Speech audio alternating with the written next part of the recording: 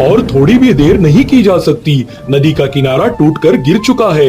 गोमती का घर देखा मैंने अभी अभी, आंखों के सामने पानी में मिल गया। हमारे घर में पानी अंदर तक प्रवेश कर रहा है, लगभग घुटनों तक पहुंच चुका है। यह घर भी अब नहीं बचेगा। कहाँ जाएंगे इतनी रात को? टुक्कू सो रहा है, उसे गोद में लेकर इस बारिश में किस तरफ जाएंगे? गांव के लोग क्या कर रहे हैं? पड़ोस के घर की हरिदा ने क्या किया? उनकी पत्नी तो बीमार थी। हरिदा पत्नी को बाहर निकाल कर ले गए हैं शाम से पहले ही। कोई नहीं रुक रहा है। सब मंडल बाबू के 2 मंजिला घर में गए हैं, लेकिन वह पश्चिम की दिशा में है और अब पश्चिम का पूरा रास्ता डूब चुका है। हमारे वश में उस तरफ जाना संभव नहीं है। तो फिर क्या करोगे? हमें अगर जाना ही है तो पूर्व की दिशा में जाना होगा, मतलब जंगल की तरफ। कम से कम उस तरफ कुछ ऊंची जगह है। पानी इतनी जल्दी वहाँ नहीं पहुँचेगा। जंगल में? इस रात के अंधेरे में जंगल में जाओगे? तुम क्या पागल हो गए हो? उस जंगल में तुम खुद भी दिन के उजाले में नहीं जाते हो, जहाँ लोग कहते हैं कि डाकुओं का डेरा है, और तुम कह रहे हो वहाँ जाने के लिए? मैं सब सोच समझ कर ही कह रहा हूँ। डाकुओं के डर से बैठे रहेंगे या बाढ़ में बह जाएंगे। हाँ, अब दोनों में से एक को चुनना ही होगा। कम से कम डाकू तो इंसान है, हाथ जोड़ने पर कुछ हो भी सकता है। मैं कुल्हाड़ी ले रहा हूँ, एक हंसिया है वो भी ले लूंगा। हाँ चलो चलो, अब एक भी पल बर्बाद नहीं करना चाहिए। पापा, मेरे पैर कीचड़ में डूब रहे हैं, अब और चल नहीं पा रहा हूँ। कहाँ जा रहे हैं हम? हमारा घर कहाँ है? घर पानी के नीचे समा गया है बाबू। अब नई जगह ढूंढनी होगी हमारे रहने के लिए। पापा, इस जंगल में बाघ है। माँ कहती है जंगल में भूत रहता है और डाकू भी रहते हैं। मुझे डर लग रहा है पापा। डरने की कोई बात नहीं है बाबू, पापा है ना, और भूत बोलकर कुछ नहीं होता। माँ तुझे डराने के लिए कहती है बाबू। पापा, मैं बड़ा होकर तुम्हारी तरह लकड़हारा नहीं बनूंगा। मैं पक्का मकान बनाऊंगा जो पानी में कभी नहीं बहेगा। तुमको और माँ को उस घर में रखूंगा। जल्दी एक जगह ढूंढो रहने की। कोशिश कर रहा हूँ सुनीति, इस कीचड़ में चलना आसान बात नहीं है। मेरे खुद का भी पैर फिसल रहा है, लेकिन रुकने से नहीं चलेगा, आगे बढ़ना ही होगा। मैं पहचान नहीं पा रही हूँ इस जगह को। तुम तो रोज जंगल आते हो लकड़ी काटने, ये जगह क्या तुम्हारी पहचानी हुई है? सच बात कहूँ तो पहचान ही नहीं पा रहा हूँ। मैं जिस तरफ से लकड़ी काटता हूँ वह पश्चिम का जंगल है। इस तरफ मैं कभी नहीं आता। गांव में बहुत से लोग कहते हैं कि इस तरफ डाकू रहते हैं, इसलिए डर से कोई इस तरफ नहीं घुसता। तो फिर हम अभी उसी जगह पर हैं। हे ऊपर वाले, एक तरफ बाढ़, दूसरी तरफ डाकू। हमारे भाग्य में क्या लिखा है कौन जाने। बच्ची को लेकर क्या करूँगी? बोलो तो। इस हालत में थोड़ी देर पहले भी डर के मारे रो रहा था, सो गया अब थकान से। उसे बुखार तो नहीं आ रहा है ना? बुखार नहीं है, थक कर सो गया है। डरने की बात नहीं है अभी। सुनो सुनीति, डरने से नहीं चलेगा। मैं तुम्हें और बच्चे को लेकर बाहर निकल आया हूँ। तुम दोनों की रक्षा करने की जिम्मेदारी है मेरी। और डाकू अगर मारना ही चाहे तो मारेंगे, लेकिन पानी में डूबकर मरने से तो लड़कर मरना अच्छा है ना। मैं सारी जिंदगी गांव के बाहर नहीं गई, मायके से तुम्हारे घर आई, उतनी ही तो दुनिया है मेरी। और आज रात के अंधेरे में इस भयानक जंगल में खड़ी हूँ। लग रहा है कि कोई सपना देख रही हूँ। चलो आगे बढ़े। इस पेड़ के नीचे बैठे रहना भी अब सुरक्षित नहीं है। चलो, उस तरफ लग रहा है कि थोड़ी पथरीली जमीन है, उधर जाने पर कुछ आसरा मिल सकता है।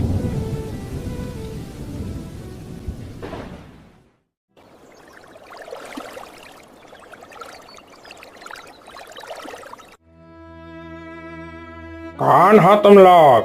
इस रात को यहाँ क्या कर रहे हो? जानते नहीं हो ये किसका इलाका है? तेरे हाथ में वह क्या है? कुल्हाड़ी फेंक दे जमीन पर अभी, वरना अच्छा नहीं होगा। भैया, कुल्हाड़ी फेंक रहा हूँ। मैं लकड़हारा भोला हूँ, नदी के किनारे गांव से आ रहा हूँ। बाढ़ में हमारा घर बह गया है।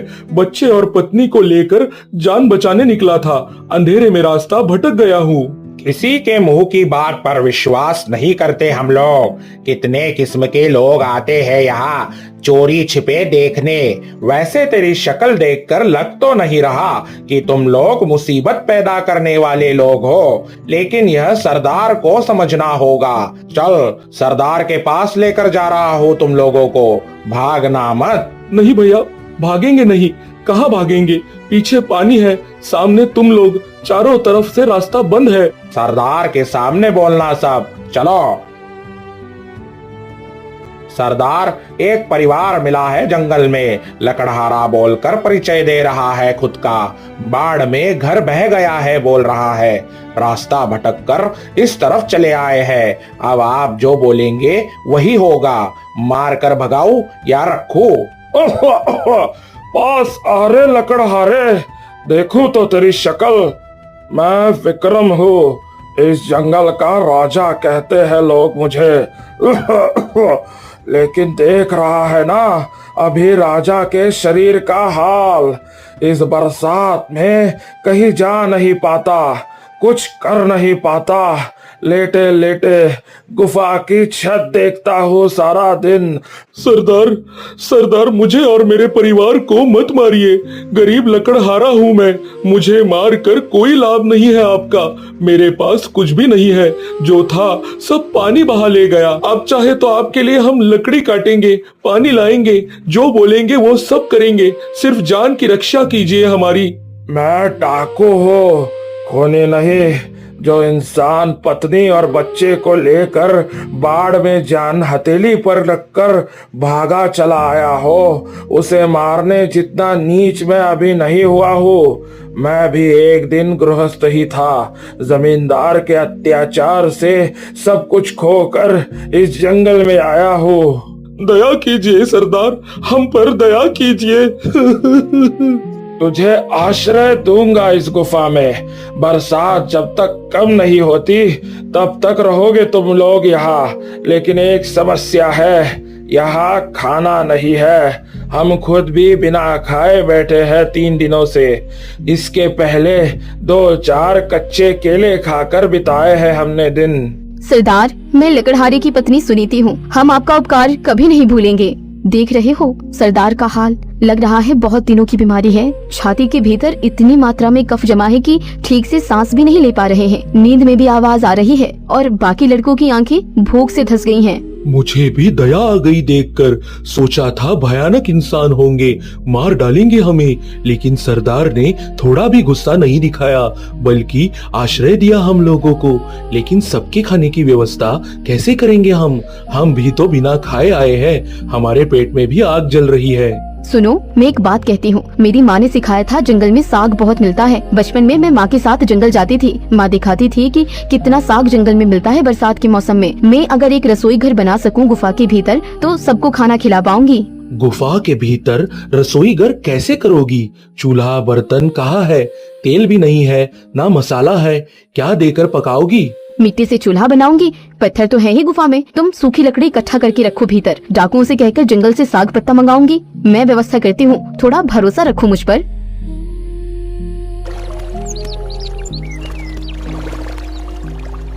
क्या क्या मिला बोलो तो मैं देखती हूँ कौन सा क्या है।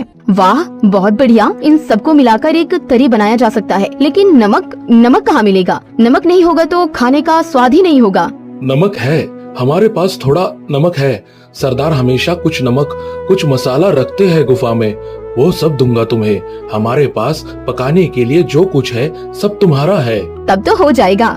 लेकिन भाभी, सच कह रहा हूँ तुमसे, मैं 12 साल से डकैती कर रहा हूँ, लेकिन किसी ने कभी हमारे लिए खाना पकाया होगा यह नहीं सोचा था। हम तो चोर डाकू है, हमें देखकर इंसान भागता है और तुम हमारे लिए खाना पका रही हो, ये मैं समझ नहीं पा रहा हूँ। भूख की कोई जाति या धर्म नहीं होती फनी भाई। भूखे इंसान को खिलाना पुण्य का काम है। वो इंसान चाहे जो भी हो, तुम डाकू हो या राजा हो, मुसीबत में सब बराबर हैं। और तुमने तो हमें आश्रय दिया है इस विपत्ति में, वो क्या कम बात है। तुम लोग ना होते तो आज रात शायद पानी में ही बह जाते हम तीनों। भाभी, तुम्हारी तरह इतने दिनों से किसी ने ऐसे प्यार से बात नहीं की हमसे। मेरी माँ मर गई थी जब मैं 5 साल का था। उनका चेहरा भी ठीक से याद नहीं है। तब से इस रास्ते पर भटक रहा हूँ। मार खाई है, चोरी की है, अंत में डाकू बन गया। लेकिन आज जैसे माँ की याद आ गई है। फनी भाई, तुम्हारी माँ है अभी, देखोगे सब ठीक हो जाए। यह किस चीज की खुशबू आ रही है? यह कौन पका रहा है? फनी, ओ फनी, क्या हो रहा है गुफा में? मुझे उठने में मदद कर तो जरा, मैं देखना चाहता हूँ। पकड़ जरा मेरा हाथ। कितने जमाने हो गए पके हुए खाने की ऐसी खुशबू नहीं मिली। सरदार, मैं लकड़हारे की पत्नी हूँ। थोड़ा साग का तरी तैयार किया है। जंगल से अरवी, हिलेंचा, कलमी मिला है। बीमारी में गर्म तरी खाएंगे तो शरीर में थोड़ी ताकत मिलेगी। बेटी, तुम महान हो। इस गुफा में घुसकर रसोई घर बैठा दिया। मेरे बच्चे 3 दिन से बिना खाए पड़े हैं। तुम उन्हें भी खिलाओ बेटी। मैं बूढ़ा इंसान हूँ, बीमार हूँ। मैं पता नहीं और कितने दिन जीऊंगा। मुझसे ज्यादा उन्हें जरूरत है खाने की। सबको मिलेगा सरदार, चिंता मत कीजिए। सबके लिए पर्याप्त होगा। पहले आप खाइए, आपके शरीर को ताकत की जरूरत है। ये पौष्टिक खाना खाएंगे तो आप स्वस्थ होंगे। मेरा खाना पक चुका है, आप बैठ जाइए। तुम्हारे हाथ का खाना अवश्य खाऊंगा बेटी। फनी चाचा, तुम सच में डाकू हो? तुम तो देखने में डाकू जैसे नहीं हो। तुम देखने में मेरे बड़े चाचा जैसे हो। मेरे बड़े चाचा शहर गए हैं काम करने, बहुत दिनों से नहीं आए, चिट्ठी भी नहीं देते। पापा रोते हैं कभी कभी चाचा की बात सोचकर। तुम मेरे चाचा बनोगे? बोलो ना। डाकू? डाकू जैसा देखने में कैसा होता है? डाकू में क्या सींग होते हैं, पूंछ होती है? डाकू भी इंसान होता है बाबू। मैं जानता हूँ डकैती अच्छा काम नहीं है। मैं चाचा बनूंगा तेरा। माँ सबसे अच्छा खाना पकाती है। जानते हो चाचा, गांव में जब कोई उत्सव या भोज होता है ना, माँ के हाथ से ही सब खाना पकता है। सब कहते हैं कि मेरी माँ के हाथ में जादू है। तेरी माँ सचमुच बहुत अच्छा खाना पकाती है। सरदार ने खुद प्रशंसा की है। हम सबको बहुत अच्छा लगा है। तेरे माता पिता दोनों बहुत अच्छे इंसान हैं। ऐसे इंसान दुनिया में है, ये आज जाना है मैंने। चाचा, तुम रो क्यों रहे हो? डाकू क्या रोते हैं? रोता है बाबू, डाकू भी रोता है। सुनीति, बाहर देखो एक बार। जहाँ तक आग जाती है सब पानी ही पानी है। गांव, मैदान, खेत सब डूब चुके हैं। लग रहा है जैसे समंदर उतर आया हो तट पर। हमारा घर जहाँ था वहाँ शायद अब मछलियां तैर रही होगी, लेकिन इस गुफा के भीतर पानी नहीं आ रहा है। ऊपर वाले ने ही हमें यहाँ भेजा है दया करके। गांव में रहते तो आज बह जाते। इस गुफा ने ही हमारी रक्षा की। और रसोई घर में देखो, मैंने कितना कुछ इकट्ठा कर लिया है। फनी भाई और उनकी टोली के लड़के रोज जंगल से जो ला रहे हैं सब जमा हो, पर्याप्त जुगाड़ हो गया है। कल पोठी मछली की तरी बनाऊंगी। तुमने इस गुफा को घर ही बना दिया है सुनीति। तुम्हारे ऊपर मुझे पूरा भरोसा था और तुमने उसे सच कर दिखाया है। सब लोग तुम्हें लेकर गर्व महसूस कर रहे हैं। हमारी यही उदारता शायद उन्हें एक दिन सचमुच बदल देगी। फनी, मेरा समय खत्म होने को आ रहा है। इस सीने के भीतर जो बीमारी घर कर चुकी है वह अब नहीं जाएगी। मैं जानता हूँ फेफड़ों में सूजन हो गई है। मैं अब ज्यादा दिनों का नहीं हूँ, तब से जानता हूँ। लेकिन तुझसे एक बात कहना चाहता हूँ। सुन, अच्छी तरह से सुन, क्योंकि यही शायद आखिरी बात है मेरी। सरदार, ऐसी बातें मत कीजिए। अभी बहुत दिन है आपके पास। रहने दे, अब झूठी सांत्वना मत दे। मैं मरने से नहीं डरता, मौत तो आएगी ही। डर सिर्फ एक ही बात का है, यह जीवन किसी को कुछ भी देकर नहीं जा सका। क्या देकर जाना चाहते हैं आप? सुन, उस लकड़हारे की पत्नी सुनीति ने हमारे लिए जो किया है वैसे किसी ने कभी नहीं किया। मैंने 40 साल डकैती की है, बहुत धन दौलत लूटी है, किसी से प्यार नहीं मिला, लेकिन उसने हमें प्यार दिया है और उस प्यार का कोई मोल नहीं है। सरदार, आप स्वस्थ हो जाएंगे। भाभी रोज आपके लिए जड़ी बूटी का काढ़ा बना रही है, आप पी रहे हैं। थोड़े ठीक हो तो रहे हैं ना? पानी कम होते ही हम डॉक्टर को दिखाएंगे। नहीं रे, डॉक्टर अब क्या करेगा, लेकिन ये एक चीज है मेरे पास। क्या चीज? इस गुफा के पीछे एक गुप्त कमरा है। पत्थर हटाने पर भीतर जाता है। वहाँ कुछ पैसे रखे हुए हैं जो जीवन भर मैंने जमा किए हैं। हाँ, वो अन्याय के पैसे हैं, लेकिन वह पैसा अगर अच्छे काम में लग जाए तो शायद पाप की थोड़ी माफी मिल जाएगी। आप क्या करना चाह रहे हैं फिर? वो पैसा मैं उस लकड़हारे के परिवार को देना चाहता हूँ। वो एक नया जीवन शुरू कर सकेंगे बरसात के बाद। वो जो लड़का है ना टुकू, वो पढ़ाई लिखाई कर सके और एक पक्का घर बना सके अपने माता पिता के लिए। सरदार, आप बहुत अच्छे हैं। सुन, बात पूरी करने दे। और फनी, तुझसे भी कह रहा हूँ, यह डकैती छोड़ दे बेटा। इस जीवन में कुछ नहीं है। ये क्या जीवन है? ये सजा है, सजा। उस लकड़हारे के जीवन में शांति है। तेरे जीवन में क्या है बोल?